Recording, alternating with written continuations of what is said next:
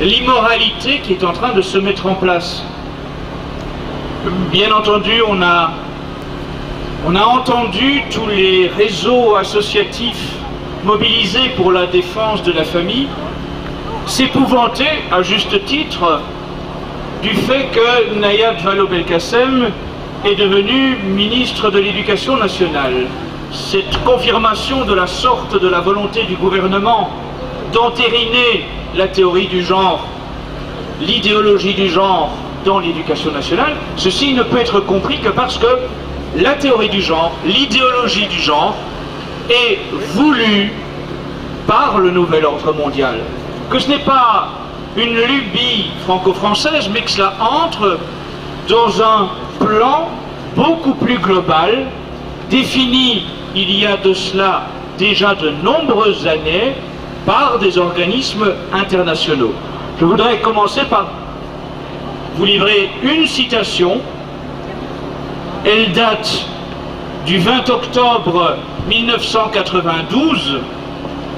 C'est un rapport consacré à la perspective du gender dans les programmes de planning familial, publié par un organe technique de l'ONU intitulé Nations Unies pour l'aide à la population. Et donc ce document publié le 20 octobre 1992 dit notamment que leur objectif est moins de chercher à réduire la fertilité au sein des rôles de genre existants qu'à changer le rôle de genre afin de réduire la fertilité. On voit que dans toute cette optique, il y a une convergence, une collusion de forces disparates qui vont des socialo-communistes révolutionnaires aux libéraux libertaires, en passant par les financiers apatrides, les mondialistes cosmopolites, les loges maçonniques, les fondamentalistes laïcs, les gourous du New Age, les mouvements féministes, les organisations LGBT, les pornocrates et les pervers polymorphes, tous ayant pour ambition commune un monde sans Dieu.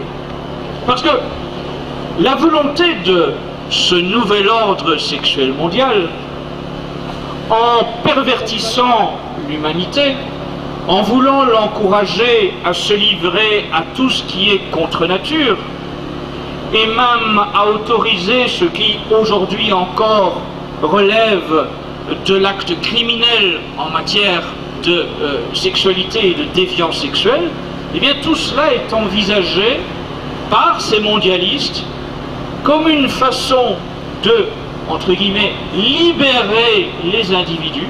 Les libérer de quoi? Eh bien les libérer, bien entendu, de Dieu.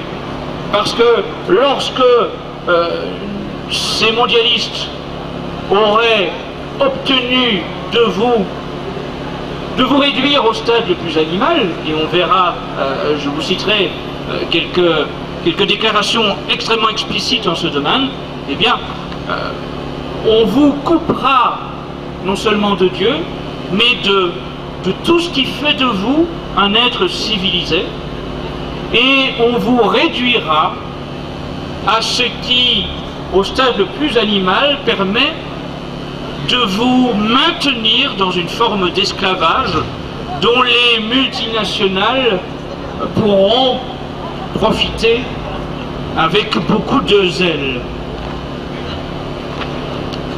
Cette idéologie du genre, elle s'avance à travers toute la planète sur base de deux absolus qui sont la liberté et l'égalité. Évidemment, c'est très subtil, c'est très intelligent, parce que ça signifie que, de facto, tout opposant à cette idéologie du genre devient donc un adversaire des libertés et de l'égalité, donc un fasciste en puissance, donc quelqu'un qui n'est plus crédible et à qui il faut couper la parole comme on le voit encore aujourd'hui, en nous éjectant à la rue, comme si nous étions des parias qui ne pouvaient plus obtenir une salle, même en payant pour cela. Alors, au nom de la liberté, eh bien, on veut donc effectivement vous réduire au stade le plus animal, et je vous cite un éditorial de la revue Psychologie. Alors la revue Psychologie, elle est destinée avant toute chose aux femmes modernes pour leur permettre de trouver les petites recettes pour être épanouies. Et dans son édition du mois d'août de l'année dernière, l'éditorialiste nous propose quelques règles pour l'avenir. Je cite: accueillir ce que nous avons de plus animal et ce qui nous semble en contradiction avec ce qui fait de nous des êtres civilisés. Voilà. C'est dit, c'est explicite. Mais c'est dit non seulement par quelques plumitifs complices, mais c'est dit aussi bien sûr par différents responsables des officines mondialistes. Je vous citerai bien sûr Jacques Attali. Pierre Hillard nous a parlé de Jacques Attali tout à l'heure. Vous savez que Jacques Attali, c'est cet homme qui a cette mission permanente d'être l'interface entre l'Élysée et les cercles mondialistes. À l'Élysée, que l'on soit de l'UMP ou du PS, Attali est toujours en place. Attali est toujours là pour aller frapper à la porte du président de la République et lui rappeler ce que dans les cercles mondialistes, dans les officines et dans les groupes proches des Rothschild, on donne comme consigne. Et Jacques Attali a, il faut le reconnaître, un grand avantage, c'est sa franchise. Il dit les choses de façon déconcertante, il annonce à l'avance tout ce qui va se mettre en place, certain que de toute façon le rouleau compresseur que nous avons face à nous va imposer ce plan et que nous n'avons plus les moyens de nous y opposer. Alors Jacques Attali, lors d'une interview à la télévision, déclarait notamment que le XXIe siècle sera celui, je cite, de l'amour multiple, de la polyunion, de la polyfidélité et du polyamour. Alors vous avez là un bel exemple de ce que l'abbé Laurence appellerait un oxymore. Vous savez, un terme totalement contraire, le cercle carré, la polyfidélité. Dans le monde de demain, vous serez fidèle à votre nombre infini de partenaires. Partenaires qui seront transgenres, qui seront agenrés. Si vous voulez être dans l'air du temps, il faut vous préparer à être open, bien sûr, open à tout. Les hommes, les femmes, les transgenres, les agenres, et peut-être demain les animaux pour faire bonne figure. Tout un vocabulaire a été mis en place à ce niveau-là. Avez-vous déjà entendu parler du trouble? Le trouble, curiosité, n'est pas une invention d'un obscur militant LGBT, non. Le trouble fait désormais l'objet de publications universitaires. C'est un concept vanté dans le monde académique pour vous faire comprendre qu'à l'avenir, il faut au moins entamer la vie à trois, que à deux, c'est définitivement rétrograde et que pour être moderne, il faut envisager cette polyunion au minimum à trois. Vous avez un autre terme qui a été inventé, la pansexualité, qui a même un synonyme, l'omnisexualité. Il s'agit, nous dit-on, d'être ouvert à des relations sexuelles indifféremment de toute considération de sexe anatomique et de genre. Donc, être ouvert justement à ses partenaires, hommes, femmes ou transgenres ou agenres. Alors, ce qui est intéressant, c'est qu'il y a aussi tout un vocabulaire adjacent qui est là pour vous culpabiliser. Durant tout le débat à propos de la dénaturation du mariage, vous avez été rabâché de l'accusation d'homophobie. Je vous rappelle que l'homophobie, c'est un concept inventé par le lobby homosexuel au cours d'un congrès aux États-Unis du lobby pour essayer de trouver une méthode qui allait museler ses opposants. Eh bien, comme si cela ne suffisait pas, ils ont inventé d'ores et déjà de nouveaux concepts, la transphobie et la biphobie. Or, que nous dit-on? Comment faut-il comprendre ces termes? Eh bien, pour ne pas nous laisser aller à une quelconque interprétation, nous nous contenterons de la définition qu'en donne le journal Le Monde, une référence. Le journal Le Monde, dont le patron est Pierre Berger, un homme si sympathique, financier de toutes les causes du Parti Socialiste au lobby LGBT, eh bien, il ne peut donc qu'être bien placé pour donner la définition exacte de ces termes. On lit donc dans le journal Le Monde que la biphobie est le fait d'avoir une attitude de peur, de discrimination ou de haine des bisexuels, des pansexuels ou des omnisexuels. Mais plus fort encore, tenez-vous bien, vous êtes tous ici déjà des délinquants en puissance, puisque on nous dit dans le même article que le mariage monogame est de facto biphobe et que ceux qui ne réclament que ça le sont aussi. Donc, nous sommes ici une assemblée sans aucun doute de défenseurs de la famille réactionnaires, rétrogrades, aux yeux de tous ces bien-pensants modernes, et nous sommes attachés à un mariage entre un homme et une femme qui fait de nous, semble-t-il, de facto des biphobes et des transphobes, puisque nous ne voulons pas envisager de nous étendre à une polyunion avec des transgenres. Mais ceci n'est pas qu'une simple folie propagée par quelques académiciens qui mériteraient plutôt la camisole de force. Non, ceci fait l'objet de travaux jusqu'à l'Élysée pour établir un agenda qui doit mettre en place dans l'arsenal juridique la condamnation de la biphobie et de la transphobie. Le lobby LGBT, si bien placé dans l'entourage de François Hollande, notamment à travers un cercle qui s'appelle Homosexualité et Socialisme, qui est le lobby LGBT au sein du PS, eh bien, ce lobby qui a accompagné François Hollande dans toute sa campagne pour conquérir l'Élysée, a obtenu différents engagements de la part de celui-ci. Des engagements que vous pouvez trouver sans difficulté sur le site internet d'Homosexualité et Socialisme. C'est un document qui s'appelle « Question à François Hollande, réponse de François Hollande à Homosexualité et Socialisme ». Or celui-ci s'est bel et bien engagé par écrit auprès du lobby Homosexualité et Socialisme à pénaliser la transphobie et la biphobie dont je vous ai livré la définition à l'instant par le journal Le Monde. Ça veut dire qu'à terme, si nous ne nous joignons pas à cette folie collective qui veut détruire tout ce qui est naturel, eh bien, nous devenons des délinquants en puissance. Il faut savoir qu'un autre concept, c'est la sexopolitique.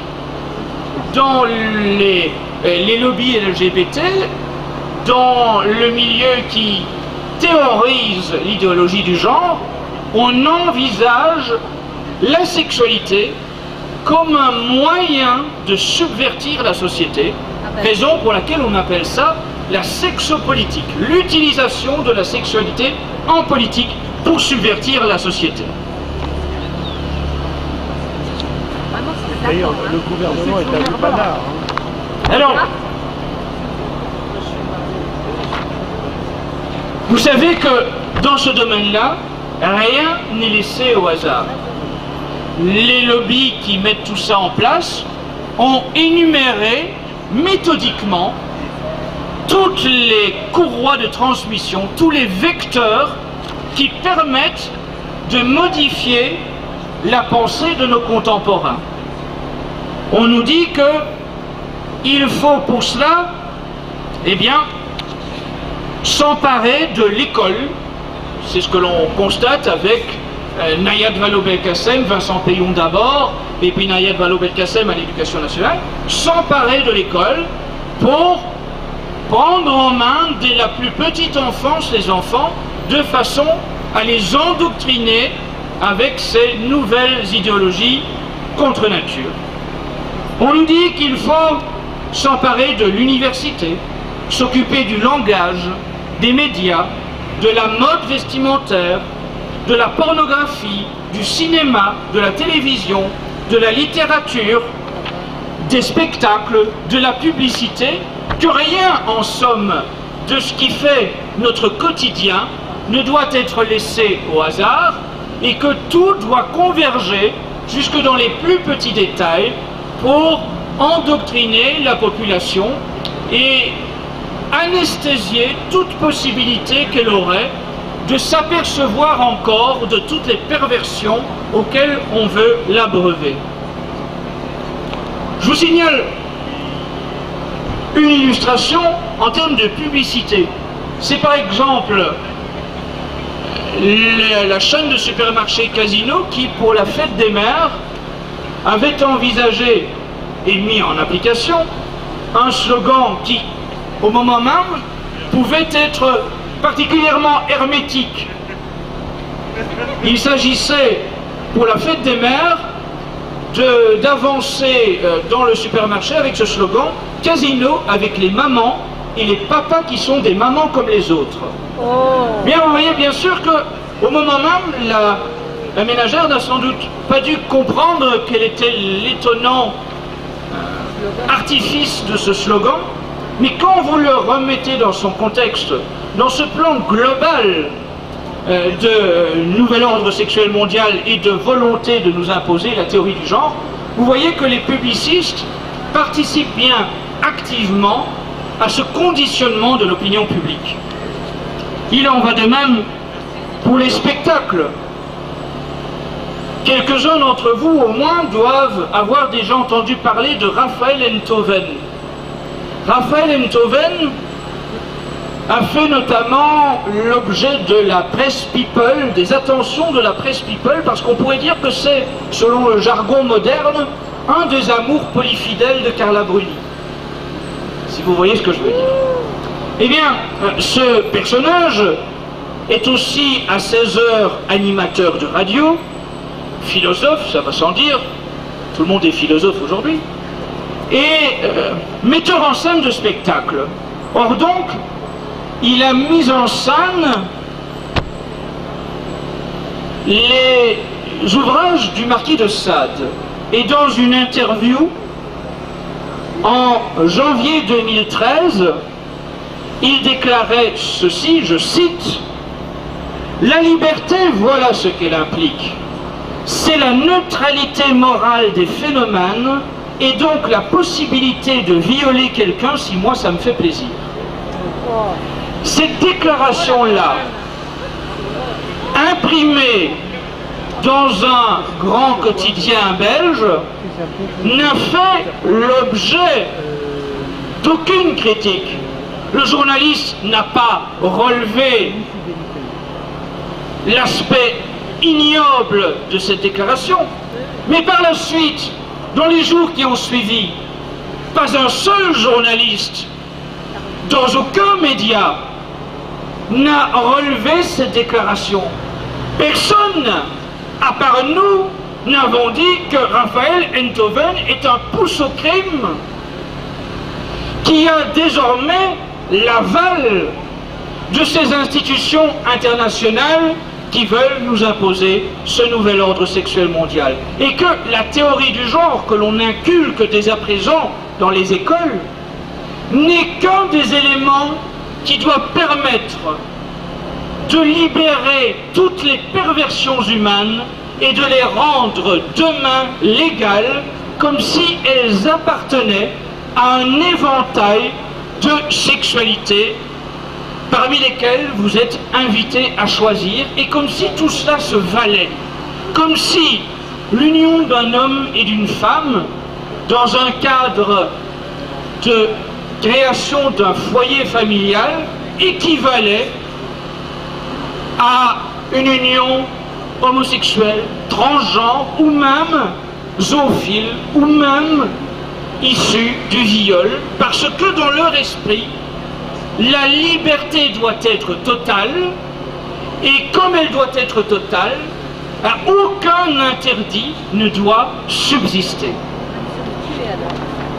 Alors, dans le domaine de la mode, on voit bien aussi à quel point tout cela est savamment orchestré, et en parallèle d'ailleurs avec le concours Eurovision de la chanson, vous avez tous remarqué la femme à barbe Conchita Wurst qui a gagné le concours Eurovision de la chanson et qui, à la fin de ce mois, est invitée à chanter devant le Parlement européen. Donc rendez-vous compte à quel point tout ça est savamment orchestré. Le fait qu'un tel personnage, je vous dis, oh là, la femme à barbe, autrefois c'était une animation des fêtes foraines. Aujourd'hui c'est un modèle de société. Un modèle de société vanté par tous les groupes du Parlement européen, quasiment. 5 groupes sur les 7 groupes constitués au Parlement européen ont validé cette invitation à ce que le Travelo Conchita Wurst se produise devant le Parlement européen.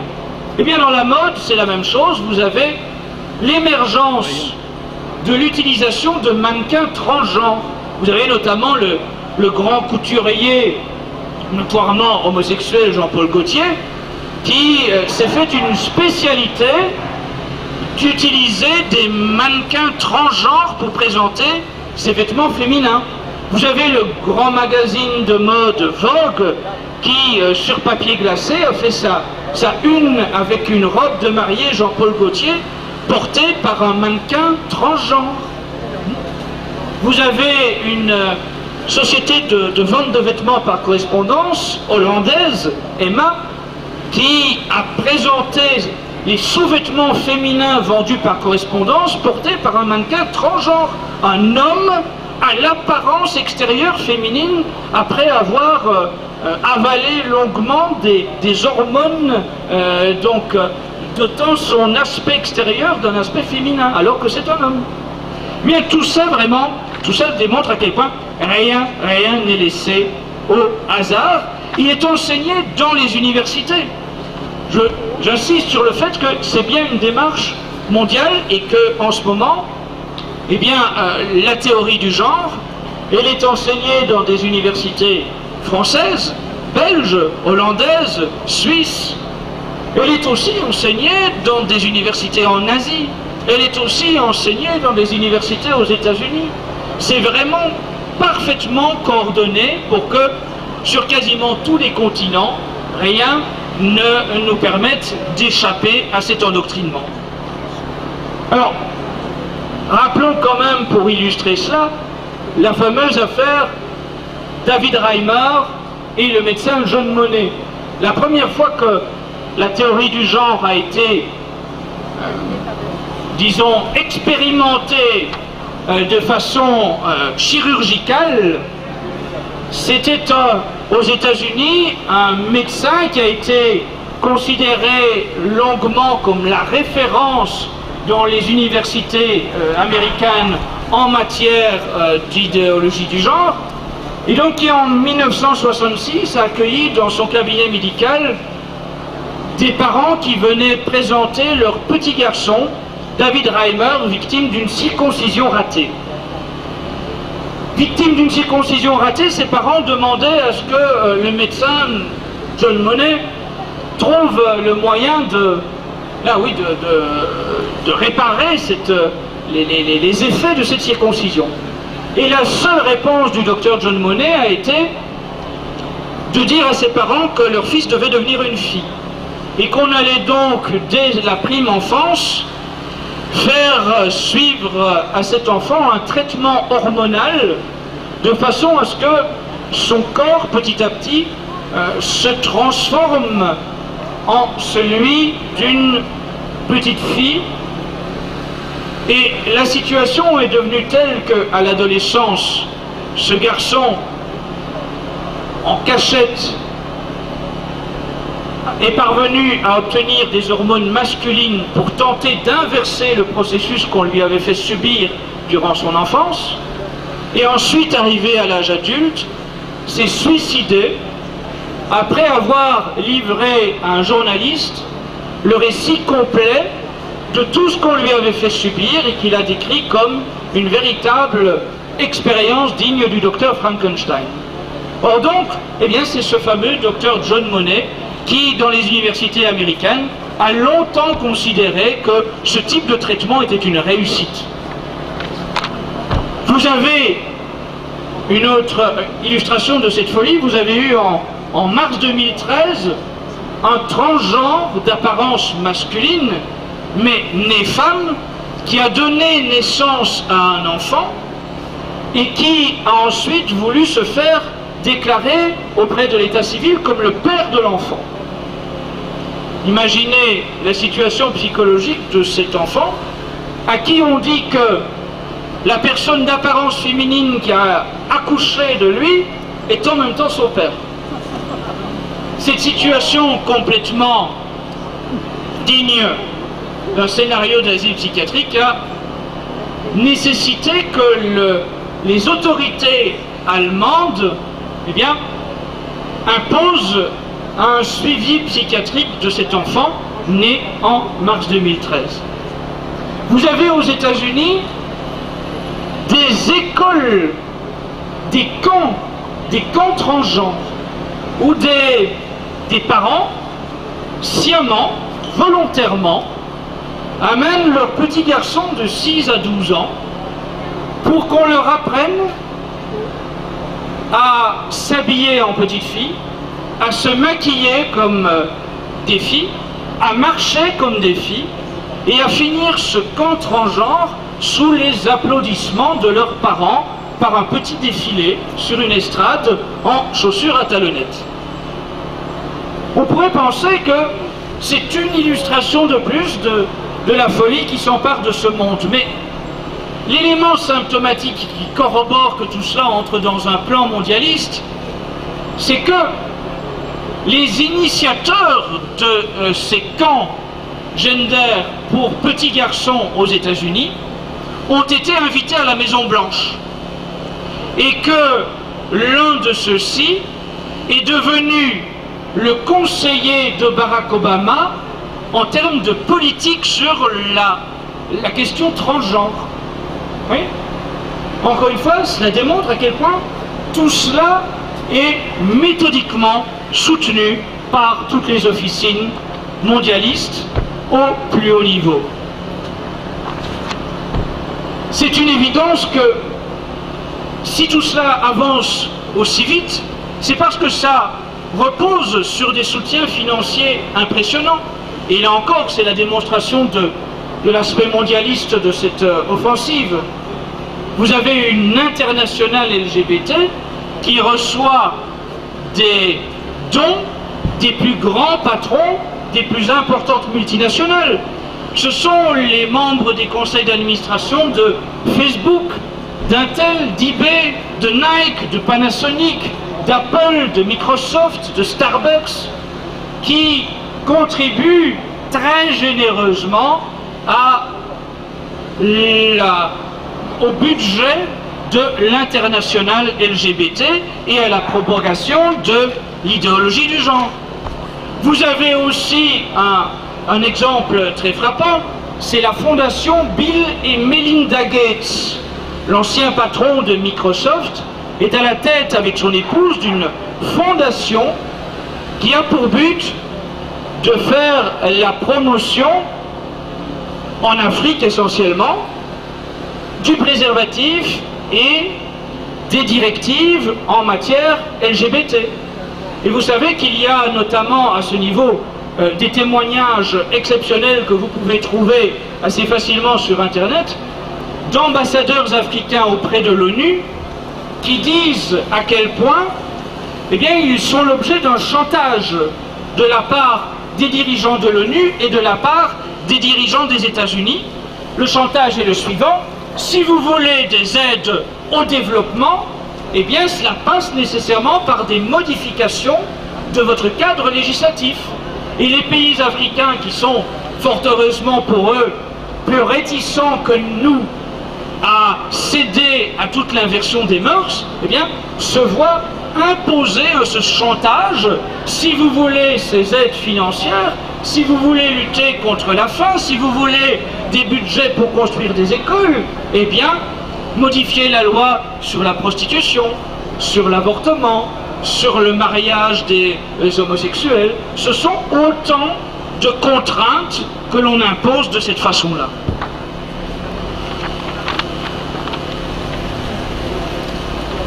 Les idéologues du genre, eh bien vous en avez toute une flopée, tout un éventail qui ont tous savamment joué sur leur crédit universitaire. Là encore, c'est le résultat d'une consigne donnée autrefois dans le lobby LGBT dans les années 1980, c'était de dire: si vous voulez modifier l'opinion publique, encouragez un maximum de vos militants à devenir des professeurs d'université. Parce que de la sorte, tout ce qu'ils vont propager bénéficiera d'un crédit universitaire et académique. Non seulement vous allez influencer vos étudiants, mais vos publications seront systématiquement des publications universitaires qui vont ainsi participer à une modification de la pensée générale dans la planète. Eh bien, on le voit, vous avez quelqu'un comme Judith Butler, qui est la première idéologue du genre aux États-Unis, qui a publié le livre, en 1990 déjà, Troubles dans le genre, sous-titré Pour un féminisme de la subversion. Rien que ce sous-titre est déjà significatif. Cette volonté assumée de son aspect subversif. Eh bien, Judith Butler, figurez-vous, est invitée à la fin de ce mois à faire une conférence à l'Université catholique de Louvain, l'une des plus anciennes universités catholiques de toute l'Europe. Une université catholique dans laquelle, au niveau du conseil d'administration, on trouve 3 évêques. Et c'est dans ce contexte-là que l'idéologie du genre va être promue. Vous avez quelqu'un comme Monique Wittig, c'est une idéologue du genre française, celle-là, qui explique, je cite, qu'il faut détruire politiquement, philosophiquement et symboliquement les catégories d'hommes et de femmes. Vous avez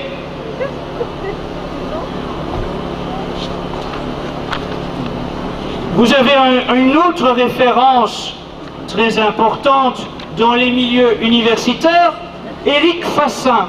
Éric Fassin est sociologue, promoteur de la théorie du genre en France, professeur à l'École normale supérieure et auteur recommandé par le principal syndicat de l'enseignement, le SNU-FSU. Or, Éric Fassin déclarait, je cite, « Ce qui est en cause, c'est l'hétérosexualité en tant que norme. Il nous faut essayer de penser un monde où l'hétérosexualité ne serait pas normale. » Vous voyez ? C'est cette inversion méthodique de toutes les normes. Tout ce qui était bien doit devenir mal. Tout ce qui était anormal doit devenir normal. Rien n'est laissé au hasard. Je relie ceci directement à la pensée transhumaniste. Le docteur Dickès devait initialement vous tenir un exposé sur ce sujet, la pensée transhumaniste. Et là, ce docteur Dickès est victime d'un grave problème de santé qui l'empêche d'être parmi nous aujourd'hui. Et je vous demande de prier pour son pro-rétablissement parce qu'il a été victime d'une très grave hospitalisation et se remet lentement de celle-ci. La pensée transhumaniste est notamment promue par une association mondiale du transhumanisme qui vise à ce que, en beaucoup de domaines, le robot prenne la place de l'homme. C'est ce que l'on retrouve dans la pensée d'une autre idéologue du genre, Donna Haraway, qui a publié ce qu'elle appelle le manifeste cyborg. Pour ceux qui sont un petit peu habitués au langage des ouvrages de science-fiction, le cyborg est ce qu'on imaginait être le robot intelligent. Ça semblait autrefois être de la science-fiction. Mais Pierre Hillard ne manque jamais une occasion de vous dire qu'il faut lire absolument deux ouvrages, Le meilleur des mondes d'Aldous Huxley et 1984 de George Orwell, parce que ces ouvrages n'étaient pas de la science-fiction mais de l'anticipation, ce qui est bien différent. Et à quel point finalement tout cela a été programmé depuis bien longtemps, puisque ces ouvrages ont été publiés dans les années 30 et que le père d'Aldous Huxley était bien placé pour savoir ce que les mondialistes prévoyaient, puisque son père était à la Société des Nations, un personnage très important, la Société des Nations, ancêtre de l'ONU. Or donc, le manifeste cyborg, promu parmi les idéologues du genre, se veut, nous dit-on, je cite, fidèle au féminisme, au socialisme et au matérialisme. Il s'agit notamment, dans ce domaine, d'envisager l'aspect artificiel de la reproduction. La PMA, la GPA, auquel certains vous appellent, contre laquelle certains vous appellent à vous mobiliser, eh bien figurez-vous que c'est déjà dépassé. Ce n'est même pas encore voté par l'Assemblée nationale, que chez les mondialistes, on est déjà une étape bien plus loin. C'est l'idée d'un utérus artificiel. Un robot utérus qui doit porter l'enfant. Dans ce projet du transhumanisme et de la société cyborg, la sexualité ne doit plus être que récréative et la procréation doit être entièrement conviée à l'aspect artificiel. Et vous avez des savants qui sont payés des sommes colossales pour mettre au point cet utérus artificiel, ce cyborg qui portera les enfants sur base d'une insémination. Le cyborg, le transhumanisme, vous pouvez vous dire que c'est bien loin, qu'il n'est pas possible d'arriver à ce stade-là, que tout cela ne peut pas devenir vrai. Et pourtant, regardez ce que les transhumanistes ont déjà mis en place dans le domaine militaire, par exemple. Il suffit si vous êtes invité à un salon de l'armement, de l'industrie de l'armement, vous pouvez trouver dans les allées différentes sociétés qui vous proposent des robots destinés à l'utilisation militaire. Vous avez notamment une société israélienne, mais aussi une société américaine qui propose ce robot dans lequel le soldat va s'enfermer comme une espèce de carapace, et ce robot va fournir tout l'effort surhumain que le soldat pourra utiliser sur le front. Donc par exemple, pour porter une charge qui n'est pas normalement supportable par un homme, eh bien, c'est ce robot qui sert de carapace au soldat qui porte la charge, qui porte aussi des armes tout à fait innovantes et qui en même temps continue d'avancer même si le soldat lui est blessé. Eh bien, ce n'est qu'un des exemples de la mise en place de ce transhumanisme. Vous avez en Belgique et aux Pays-Bas, dans des maisons de retraite pour personnes du 3e ou 4e âge, la mise en place de robots qui tiennent compagnie aux personnes âgées. Des robots dits intelligents qui ont une capacité de conversation variable en fonction des propos tenus par la personne âgée. Donc une capacité assez extraordinaire, quasiment infinie, de conversation avec les personnes âgées. Et bien sûr, dans ce monde moderne, on voit ça positivement. On voit ça comme une façon de pallier à la solitude des personnes âgées. On ne se dit pas que ce serait tellement plus normal que les petits-enfants et les enfants aillent voir leurs grands-parents qui sont dans la solitude, dans la détresse. Non, on dit qu'on va leur offrir un robot intelligent. Ça, c'est la pensée transhumaniste. Eh bien, comprenez, tout ça est en train de se mettre en place. Au Japon, la démographie s'effondre. On pense que la disparition du Japon est désormais une éventualité possible, parce que la démographie est tombée sous le seuil de remplacement de population. Eh bien, vous avez des gens qui ont l'âge d'être des grands-parents, à qui on offre un robot à l'allure de petits garçons ou de petites filles, de façon à ce que les grands-parents n'aient pas le sentiment de frustration de ne pas avoir de petits-enfants. Ils ont un robot qui leur tient office de petit-enfant. Comprenez bien où je veux en venir.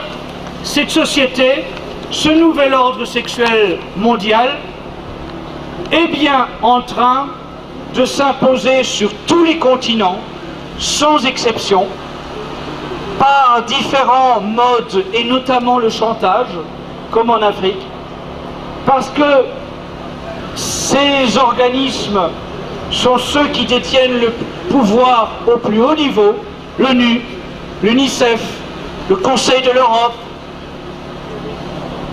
Ils sont aidés par les plus puissantes multinationales, ils disposent de moyens colossaux, et toutes les autorités politiques des pays de l'Union européenne, eh bien, en sont les complices.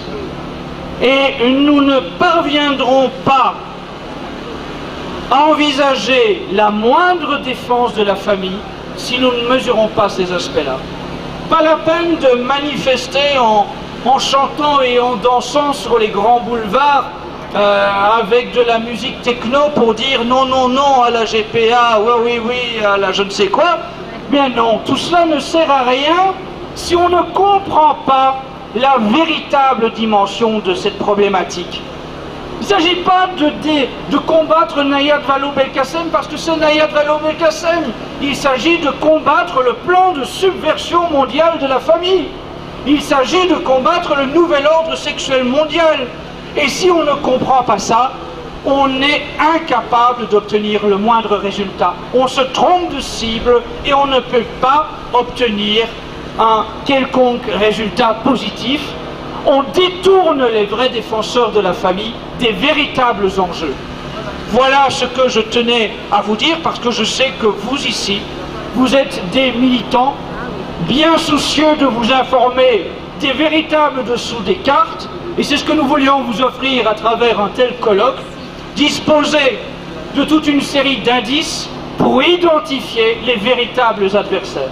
Merci de votre attention. Merci à vous.